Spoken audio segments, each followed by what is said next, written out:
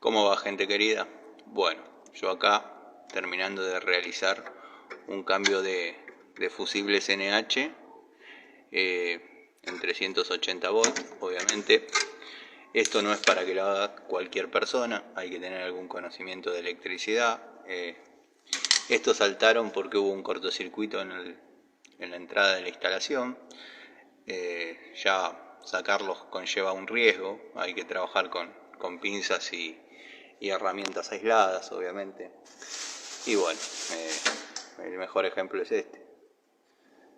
Es una pinza electricista, verdaderamente aislada a 1000 volts. Por eso yo hago mucho hincapié en que cuando compren herramientas para electricistas, fíjense que la aislación esté certificada, ya que uno puede llegar a tener un choque eléctrico acá en esta sesión y no terminaría bien.